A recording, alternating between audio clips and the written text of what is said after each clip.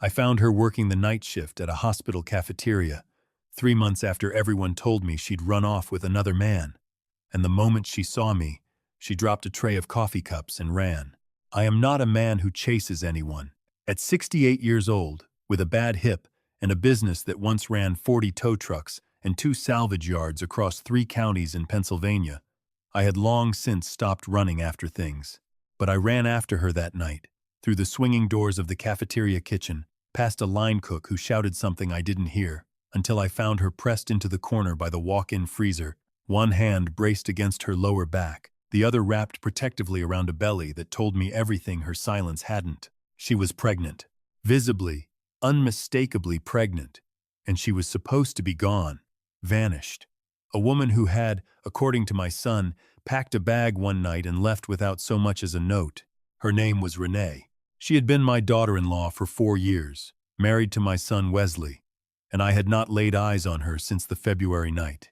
He sat across from me at my own kitchen table, tears in his eyes, and told me she'd left him for a man she met online. I had believed him. God help me, I had believed every word. "Mr. Colton," she said, backing further into the corner as if the freezer door could swallow her whole. Please don't tell him you saw me." I want to say I recognized what those words meant right away, but I didn't. Not that night. That night I only understood that the woman I had once called family, the woman who used to bring me tomatoes from her garden every August because she knew meatloaf wasn't the same without a fresh slice on the side, was hiding from my son in a hospital kitchen, 7 months pregnant, and terrified of being found. I am telling you this story because I believe some of you have lived a version of it. Not this exact story, of course.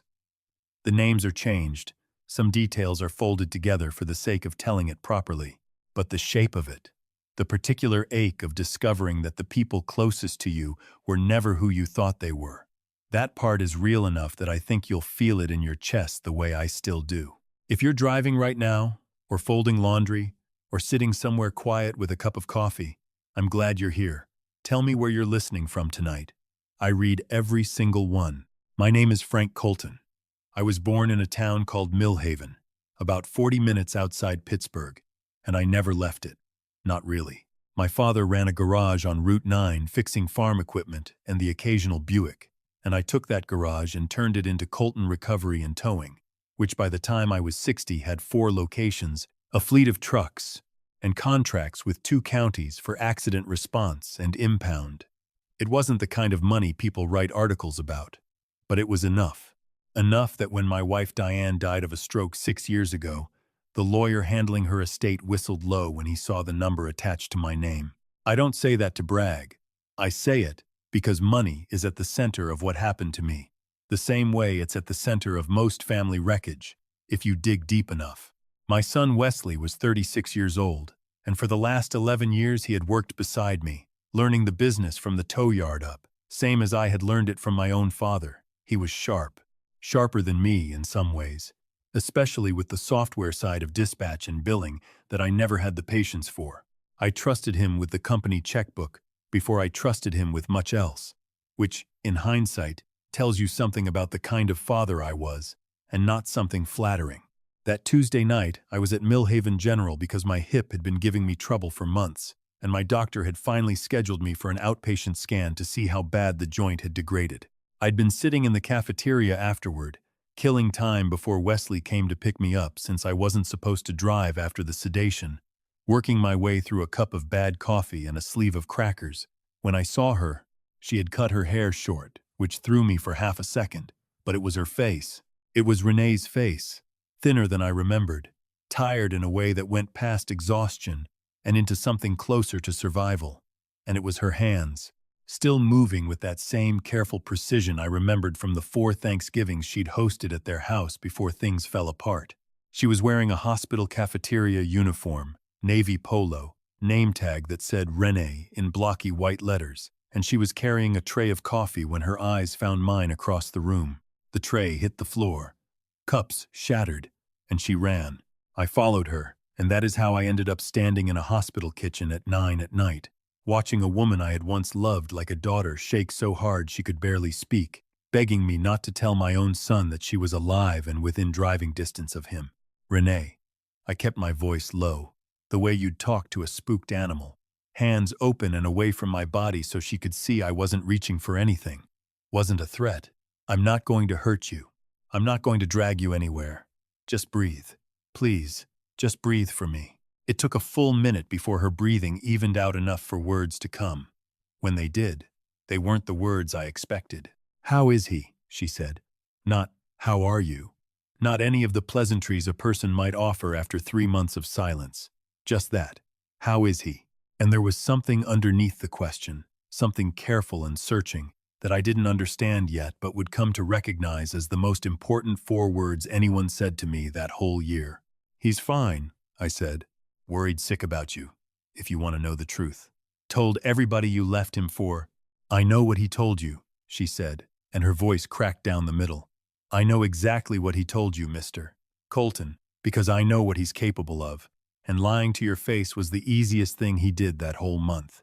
A woman came through the swinging door behind her, then, older, silver-haired, wearing a cardigan over navy scrubs that marked her as staff rather than kitchen crew. She took in the scene, Renee shaking against the wall, me standing there like a man who'd wandered into the wrong movie, and something in her face sharpened into a kind of protective assessment I'd only ever seen in mothers and drill sergeants. "You family?" she asked me, direct as a slap. "Her father-in-law," I said. The woman studied me the way you'd study a stray dog you weren't sure had rabies. Then she looked at Renee, some silent question passing between them, and Renee gave the smallest nod. The woman's shoulders eased, just barely. "My name's Carol," she said. "I run the volunteer chaplaincy office down the hall. Come with me, both of you." "Not here." She led us down a service corridor, past a break room where 2 orderlies were arguing about a football score, into a small office with a folding table, 3 mismatched chairs, and a window unit that rattled every time it cycled on. There was a cot pushed against the far wall, blankets folded neatly at the foot of it, a duffel bag tucked underneath. I looked at that cot for a long moment before I understood what I was looking at. "She's been sleeping here," Carol said, not unkindly, but with the flat delivery of a woman who had decided the truth was more useful than comfort right now. "Since October. I found her in the chapel one night, crying. 7 months along, no place to go. I couldn't send a pregnant woman into a Pennsylvania winter with nowhere to sleep, so I made an arrangement with facilities. Nobody knows but me and 2 people in HR who owed me a favor." "October," I repeated. My chest went tight in a way that had nothing to do with my hip and everything to do with arithmetic I didn't want to do. October to now was 4 months. 4 months of my daughter-in-law sleeping on a cot in a hospital office while my son told me she'd run off with some man from the internet, while I sat in my kitchen feeling sorry for him, pouring him whiskey and telling him he deserved better. Renee lowered herself onto the edge of the cot, one hand pressed to the small of her back, the other resting on her belly in that unconscious, protective way pregnant women hold themselves. She wouldn't look at me directly. She stared at a water stain on the ceiling tile instead, like it required her full attention. "Say it," I told her, and I pulled the 3rd chair close enough that our knees nearly touched. "Whatever it is, I need you to say it out loud. Not for me, for yourself. You've been carrying this alone too long." Her jaw worked for a moment before the words came, and when they did, they came slow, careful, like she was reciting something she'd rehearsed 100 times in the dark and was terrified of getting wrong. "It didn't happen all at once," she said. "That's the part nobody understands unless it's happened to them. You don't wake up one day and realize your husband has become a stranger. It happens in pieces, small enough that every time you notice one, you convince yourself you imagined it." "What was the first piece?" I asked. "The insurance," she said. "In August, I went in for a checkup and they told me my coverage had lapsed. I thought it was a clerical error. I called the carrier from the parking lot and they told me Wesley had removed me from the policy in June, 2 months before I even told him I was pregnant. My stomach dropped somewhere around my shoes. "He knew you were pregnant before he cut your insurance?" "He knew," she said. "I'd told him in May. I thought he was happy." "He said he was happy." She pulled her knees up slightly, wrapping her arms around them, a posture that made her look smaller than the 4'11" she actually was. "September, he took my name off the lease on the townhouse. I found out when the landlord called to confirm a change in occupancy. I thought maybe it was for refinancing, some financial reason I didn't understand. I gave him the benefit of the doubt because that's what you do when you've loved someone for 6 years and you don't want to believe the floor is gone. And then, October, he closed our joint account and opened a new one in his name only. Told me it was for tax purposes, that his accountant recommended it. I believed that too. Her voice hardened at the edges now, the softness burning off like fog under sun. And then, in late October, a woman started coming around. He introduced her as a logistics consultant, said she was helping streamline the dispatch software at the company. Her name is Marissa. The name landed in my chest like a stone dropped into still water. I hadn't heard it before, not once, not in any conversation Wesley and I had had in the last 6 months, and the fact that he'd kept her invisible from me told me more than anything Renee had said so far. How long before you understood what she really was? I said. 3 weeks, Renee said. 3 weeks of her sitting at my kitchen table, eating food I cooked, talking to Wesley like I was the one visiting, and she belonged there. He laughed at everything she said. He'd correct himself when he called her by the wrong name, like it was nothing, like it happened all the time. She pressed her lips together hard. The night he changed the locks, I'd been at a prenatal appointment. 30 weeks. The doctor let me hear the heartbeat, and I was so relieved, I bought myself a candy bar from the vending machine just to celebrate a little. I came home, and my key didn't work. There was no note, I said, already knowing the answer, already feeling the same cold fury rising in me that I'd feel 100 more times before this story was finished. There was a box on the porch, she said. My clothes, my grandmother's rosary, a photograph of my parents from their wedding. No note. I stood there for 10 minutes trying my key over and over because my brain wouldn't accept it. He told me you left, I said, and my voice came out rougher than I meant it to, scraped raw. He sat at my table and cried, Renee, he told me you'd been unfaithful, that you took $8,000 out of the joint account and disappeared. She let out a laugh that had no humor in it whatsoever, a short, sharp exhale. There was $340 in that account when he closed it, Mr. Colton. I have the screenshot. I have all of it. She reached under the cot and pulled out a spiral notebook, the cheap kind you'd buy for $1 at a drugstore, its cover soft and curled from handling. She held it against her chest the way another woman might hold a Bible, and something about the gesture told me this notebook had become the most important object in her life. I've been writing everything down, she said.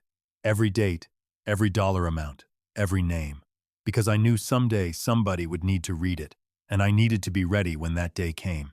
I looked at that notebook, and then at her face, at the exhaustion carved into it, at the deliberate steadiness she was holding herself together with, and I understood that I was looking at a woman who had survived something by sheer will and careful documentation, alone, for 4 months, while I had sat in my recliner feeling sorry for my son. Why didn't you come to me? I said. Why didn't you call me directly, Renee? You know where I live. You've had a key to my house since your wedding day. Something complicated moved across her face, grief tangled up with something that looked almost like guilt. I tried, she said quietly. 3 times in September, I drove out to your place. Every single time, Wesley was already there. He'd tell me you were resting, that it wasn't a good time, that you'd had a rough week with your hip. I believed him. She paused, and her hands tightened on the notebook until her knuckles went pale. And then, after the 3rd time, he left something on my windshield that made me stop trying. She reached into the front pocket of the notebook and pulled out a folded piece of paper, soft at the creases from being opened and closed too many times. She held it toward me without a word. I unfolded it. The handwriting was Wesley's, unmistakable, the same handwriting I'd watched develop from crayon scrawl to a grown man's careful cursive over 36 years. If you come around my father's house again, I'll tell him you threatened me. I'll have you evaluated. Nobody believes an unstable pregnant woman over her husband. Walk away now, and you might still get to keep the baby.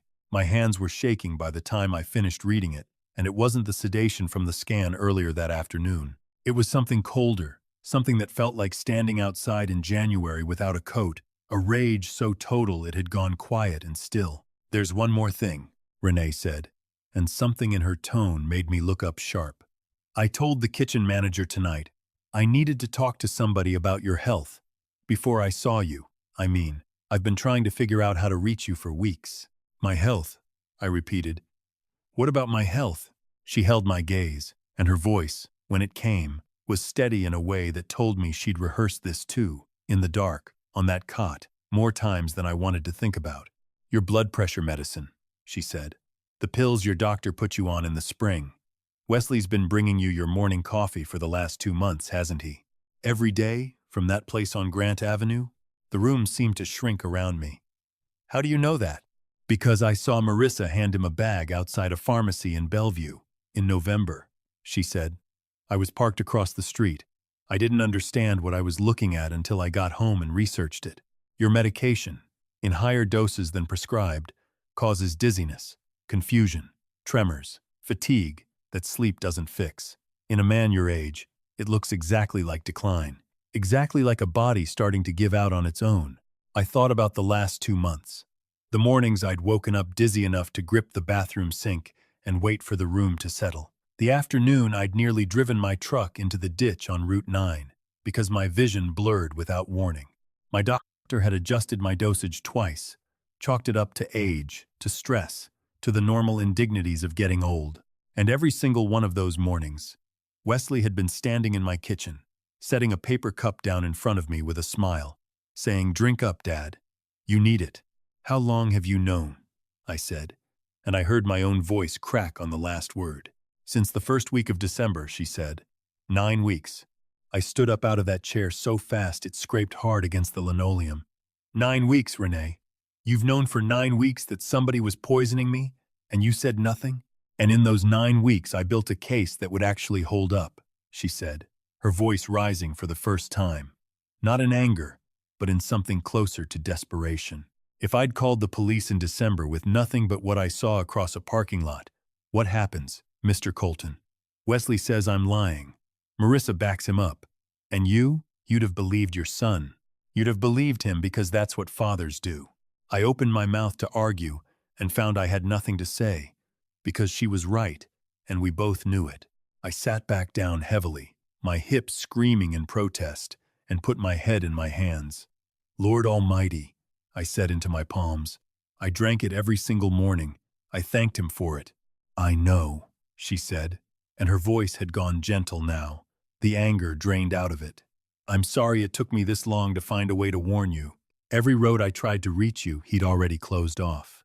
We sat in that small office for a long time after that, the window unit rattling on and off, while she walked me through the rest of it, page by page in that spiral notebook. The beneficiary change on his life insurance policy, filed the same month my dizzy spells started. The way Marissa had positioned herself not as a mistress hiding in shadows, but as a business partner, someone with legitimate reason to be around the company, around the family, around me. The slow, deliberate architecture of a plan that had been building for the better part of a year, disguised the whole time as a marriage falling apart on its own. I need proof, I said finally. Medical proof. Something a doctor can put a name to. There's a walk-in clinic 2 exits down, Carol said from the doorway, where she'd been standing quietly the whole time, giving us what privacy the small room allowed. Doctor, Amara Okonkwo. She's good, and she's discreet. I can call ahead. I looked at Renee. Come with me. I can't, she said. If Wesley sees me, he won't, I said. I promise you that. But I need you there when I talk to the doctor, because you know things about that medication that I don't, and because I am not doing this without you anymore. You've done enough alone.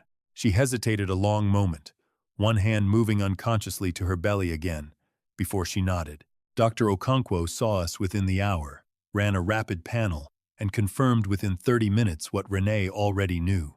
My medication levels were nearly triple what my prescription called for, consistent with weeks of sustained, deliberate overdosing, rather than a mistake or a bad reaction. She sat across from me, her face carefully neutral in the way doctors learn to hold their faces when they're about to say something that will detonate somebody's life. Mr. Colton, what you're describing is deliberate poisoning, she said. I have an obligation to report this. I'm not asking you to sit on it, I said. I'm asking for 72 hours. I need to get my evidence organized before this becomes official, or the people responsible will bury it before it ever reaches a courtroom. She studied me for a long moment, weighing something I couldn't see. 72 hours, she said finally. Not because I'm comfortable with it, because something tells me you know exactly what you're doing. I wasn't sure that was true, but I let her believe it, because I needed somebody in that room to believe it more than I needed to argue.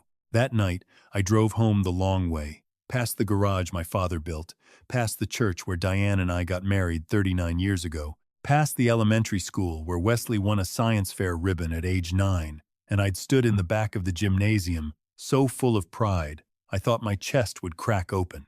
I was looking for the moment, the exact hinge point, where that boy became a man capable of dissolving pills into his father's coffee. I didn't find it on that drive. I'm not sure I've found it since. I let myself into the house and went straight to Wesley's old bedroom, which I'd never gotten around to converting into anything else after he moved out. I sat down at his childhood desk and opened the bottom drawer, the one that always stuck, and dug past a shoebox of old baseball cards until my fingers found what I was looking for, a folder I'd noticed a week earlier but hadn't been ready to open. Inside was the amended beneficiary form for my own life insurance policy, filed 6 weeks prior, my signature on it forged so cleanly that even I had to look twice to be sure it wasn't mine. Wesley's name, sole beneficiary, $4.2 million. Under that folder, at the bottom of the drawer, was a card Wesley had made me for Father's Day when he was 11 years old. Construction paper gone soft and yellow with age, a crooked drawing of the two of us standing next to a tow truck. Inside, in careful block letters, Dad, when I grow up I want to build something as good as what you built. I want you to be proud of me forever. I sat there in that room for a long time, with those two pieces of paper side by side under the desk lamp, an 11-year-old's promise and a 36-year-old's betrayal, and I did not have an answer for the space between them. I spent the next 3 days building the case with Renee, meeting her during her shift breaks at a diner 2 towns over where nobody would recognize either of us, cross-referencing her notebook against bank records I pulled myself, against the pharmacy's dispensing logs which Dr. Okonkwo helped me request through proper channels. On the 4th day, I called the county detective I'd known for 15 years through my towing contracts, a woman named Sheila Marsh, and I laid the whole thing on her desk. They arrested Wesley on a Thursday morning at the tow yard in front of 6 employees who'd known him his entire life. He didn't fight it. I watched from across the lot as they walked him to the car, and for one terrible second, he looked exactly like that 11-year-old boy with the construction paper card, and I had to turn away because I could not hold both versions of him in my chest at the same time. Marissa was arrested 2 days later. It turned out this was not her first attempt at something like this. A prior relationship in Ohio had ended with a wealthy man's sudden, unexplained decline that nobody had thought to investigate at the time. The DA's office reopened that case too. I will not pretend the months after were easy. There were court dates, depositions, a trial that dragged into the summer. Wesley pled guilty in the end to avoid the maximum sentence and got 12 years.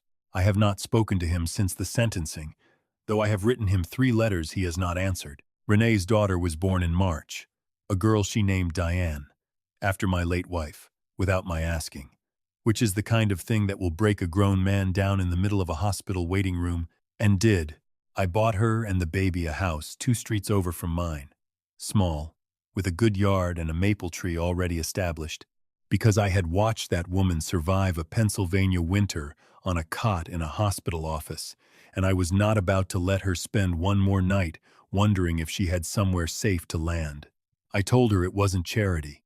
I told her it was interest owed on 4 months of silence I should have questioned sooner. Carol, the chaplain who gave Renee that cot when nobody else would, retired that spring, and I made sure the hospital foundation named a family assistance room after her, the kind of room where somebody in Renee's position could find a folding cot and a locked door and a little bit of grace when the whole world had turned its back. On a Sunday in late April, I sat in Renee's backyard with baby Diane asleep against my shoulder, watching the light move through new leaves on that maple tree, and I thought about the 40 years I'd spent building trucks and contracts and a business worth more money than I ever knew what to do with, believing that was the thing that would last, the thing that proved I'd amounted to something. I understand now that I had it backward the whole time. The thing that lasts is not on any balance sheet. It is a woman brave enough to keep a notebook of every wrong done to her because she believed the truth mattered even when nobody was listening yet. It is a granddaughter, 6 pounds and 4 ounces, who will grow up never knowing how close her mother came to being erased entirely. If there is a lesson in this, and I believe there is, it's this. You can spend a whole life building something with your hands and still fail, completely, at the one thing that mattered more than any of it, which is paying attention to the people standing right in front of you. I paid attention to contracts. I paid attention to trucks and dispatch software and quarterly numbers. I did not pay close enough attention to my own son, and by the time I understood what he'd become, it had already cost me almost everything. Protect the people in your life before circumstance forces you to go looking for them in a hospital kitchen at 9 o'clock at night. Ask the harder questions when something doesn't sit right, even when the easier answer is right there, offered to you by someone you raised and loved and trusted without question. I believe the truth has a way of surfacing exactly when it needs to, not a moment sooner, not a moment past what a person can survive. That is the only way I know how to explain a spilled tray of coffee cups in a hospital cafeteria, and a face I recognized across a crowded room on the one night I happened to be there. If this story reached something true in you, tell me in the comments what you would have done in my place. Tell me where you're watching from tonight, and if any part of this felt familiar, don't carry it alone the way Renee did for 4 months. There is always someone close enough to hear you, even when it doesn't feel that way. Thank you for staying with me to the end of this one. I'll see you in the next.